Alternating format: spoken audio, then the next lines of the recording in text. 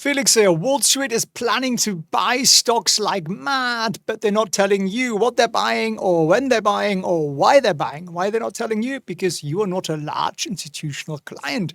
It's only those that get the lovely research notes from Goldman Sachs and that like. But Winston gets his paws on those, so we're going to share them with you to make you as well informed as an institutional Wall Street investor. That's always kind of my goal here. My goal is also to make sure that you stop losing money, because the ugly truth is that retail investors, that's you and me, will always lose money if we are fear-driven. And most people are fear-driven. Why are we fear-driven?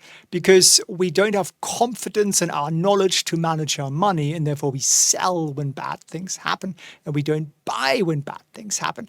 If you look at the dip, remember the August dip? 5th of August, Japan sort of collapsed.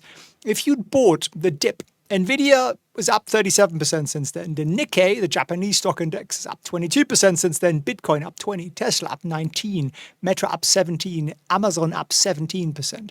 So there's a lesson in here. And the lesson is spot the freaking breakouts when they happen and learn what those rules are. And if you want to learn what those rules are, it's two ways you can learn. One, if you're impatient, you can simply go over to the masterclass that I've recorded for you at felixfriends.org/get-free. And by the way, if you've checked that out in the last couple of days on a mobile phone, you got the wrong video. I'm really sorry about that. I take the blame for that. Mea culpa and all that.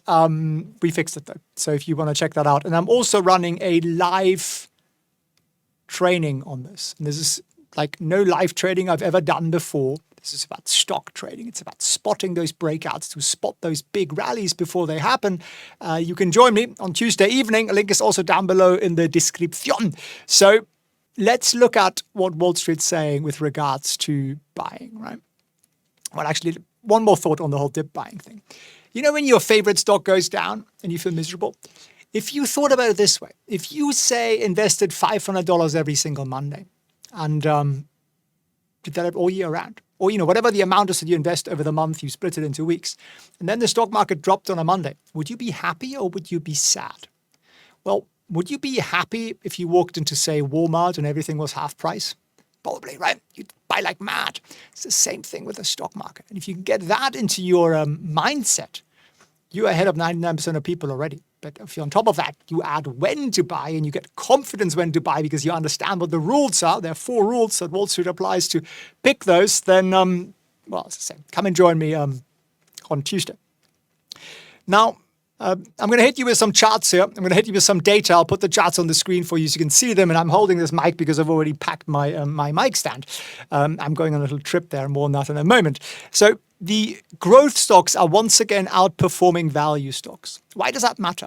Well, value stocks only really beat growth stocks when people start to panic. They start to get worried, so they get out Papa Buffett's investment book and they buy the safe stuff. Growth stocks are outperforming value stocks again. That's a good thing. That means the market's going up.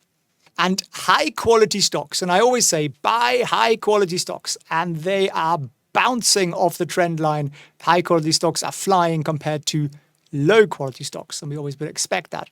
Now, we've had a lot of concerns around GDP, is the US economy slowing down and so on. Guess what? The consensus view is now that GDP is just fine. There'll be no recession. Nothing to worry about whatsoever. Here's a little chart from Goldman Sachs, which shows cumulative stock approximated change to markets 1 year ahead GDP view. Clear as mud, right? Basically what it's saying is that we think GDP is going to grow and everything will be just fine, which is good. On that note, Morgan Stanley also says that things are going to go higher. They're basically saying rate cuts on the horizon, earnings are going to be good, strong economic data, everything is going to go up.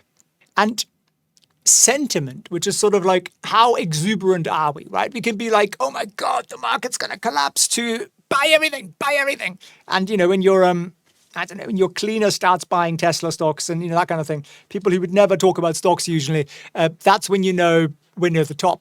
We're not. We're at a 0.6 on the sentiment level. This is Goldman Sachs' sentiment level. And basically it goes from -2 to 0.2, I think. So 0.6 is kind of like, it's not even stretched, which means we can go a lot higher and a lot higher. So there you go. And one of the key reasons for that is that our expectations for earnings per share, so real profits divided by numbers of shares out there, which is the real measure the market ultimately cares about, well, it's going through the roof. I'll show it to you here. S&P 500 Q2 2024 estimates of earnings per share. A bit of a mouthful there again, but basically we're expecting things to look brighter and more profitable. And then, of course, you're going to think, well, but what sectors should I buy? Well, have a look at the underlying. So have a look at the earnings per share growth for stock sectors, because that tells you a lot more than the stock price, right? And who's leading the party? It's utilities, it's information technology, that's basically big tech, and then it's financials, and then it's healthcare, and then a bit of consumer discretionary. So makes sense, right? Big tech, finance, utilities are doing well thanks to the whole AI thing. Everybody needs a lot more energy.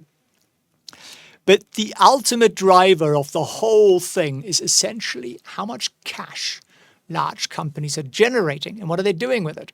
Well, they're doing two things with it. Buying back their own stocks and they're sending it to NVIDIA. A bit more on that in a moment. Buyback authorizations, as in the amount of buybacks that are going to come up, are up 21% so far this year. 21%. That's pretty extraordinary. And we think that 2025 growth will be even bigger. So pretty extraordinary 15% growth in buybacks expected by Goldman Sachs for next year. And that just means there'll be a lot less shares out there. And who are the biggest guys out there buying back? Well, Apple. Apple is the monster. $92 billion of buybacks this year. And NVIDIA is very sweetly adding to the party. They're going to buy back a lot more. I can't remember the exact numbers, but it's growing. And Microsoft is, I think, around 19 billion. I think NVIDIA is going to be 30 billion. So pretty tremendous volume there in terms of buybacks, which will be good for the stock prices. And then when are they buying back? Well, November. So there you got the date now, right? So now you know when the rally is meant to kick off properly. Goldman Sachs says we are going to get $100 billion worth of share buybacks in November. That's $6 billion a day. Yeah, there are only about 19 trading days in the month. And they're also estimating that next year, it's going to be over $1 trillion, about 1.1 trillion. Crazy stuff, right? So what about the other bit that big companies are spending money on? NVIDIA. Everyone's spending money on NVIDIA chips. It's a waste of money. It's too much. Someone just wrote in my comments, what happens to companies when their AI gets hacked? They go bankrupt, right?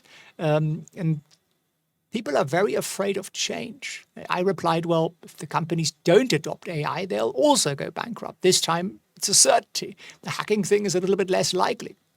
So people are very afraid of change, and it means there'll be a lot of change. Isn't that a funny thing? The more afraid you are of change, the bigger the change will be. It's kind of ironic, really, because if you don't participate in the change, well, you'll go out of business. But NVIDIA has done something extraordinary. There was a thing called Moore's Law, which was, I don't know, every 2 years or something, compute power doubled, something like that. I can't remember what the exact number was. And that was true for years and years and years. Maybe it was every 5 years or something. Anyway, now NVIDIA has changed that. It's now called Huang's Law, Jensen Huang. And every chip delivery, every year, is going to be 2 to 3 times cheaper at the same performance as the previous year. 2 to 3 times every single year. And that is basically double or so what Moore's Law was. And what does that mean?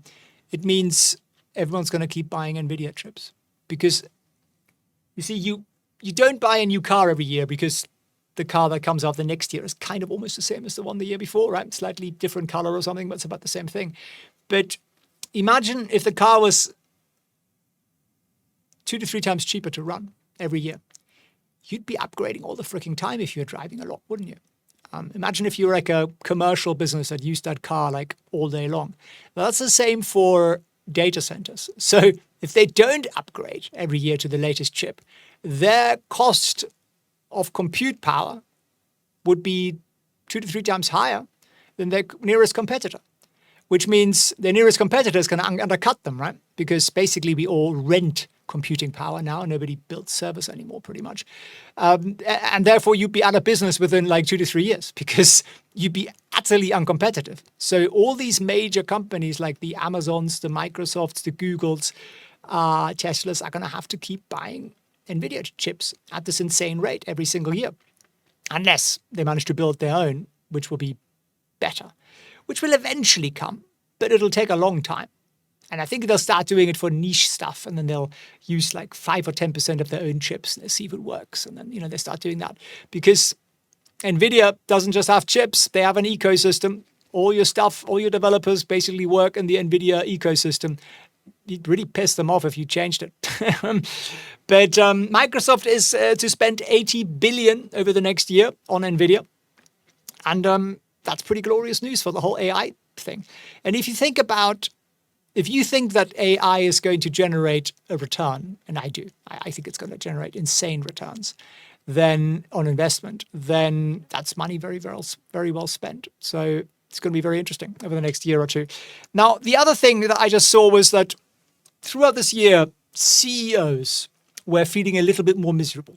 The bonuses were getting a little bit smaller. They were worried about, should I buy the second yacht? And, is the second house for the mistress in the Hamptons, is that something I can really afford? Those are the real concerns of the CEOs of corporate America. And we have to, have some sympathy for them. It's a tough life. I mean, how do you live on, 50 million or 100 million? It's a hard thing to do. And, they've chirped up a little bit. The confidence of CEOs has rebounded quite significantly from about 30 to about 50. And anything above 50 is sort of good. Anything below 50 means they're breaking up with mistresses, recession territory. So that's a good thing. That's a very, very good thing. Now, if you want to learn how you actually make money out of this rally that we're being promised by Wall Street, check out the masterclass down below, felixprehn.org/masterclass, and I'll teach you in that how to spot those breakouts before they happen. They are utterly predictable. And if you want to learn a little bit more about that, come and join me tomorrow evening live for a proper workshop on that. And you can also ask me a gazillion questions, which is what the point is, what we're doing it live. You got to sign up for that at felixprehn.org/workshop. And I am going to throw the microphone in my bag and head out and catch a flight to somewhere glorious. I'll share some more on that tomorrow. And I hope you're having as wonderful a day as I am. And I appreciate you for watching, and I hope to see you on that live workshop tomorrow. All the best. Felix here. If you're worried about your favorite tech stocks, I'm going to do this next week. This is the right video for you. We're going to run through the NASDAQ, the S&P, Apple, NVIDIA, Tesla, Amazon, PayPal, Meta, SoFi, Palantir, Google, and Microsoft in that order. I'll put timestamps down below.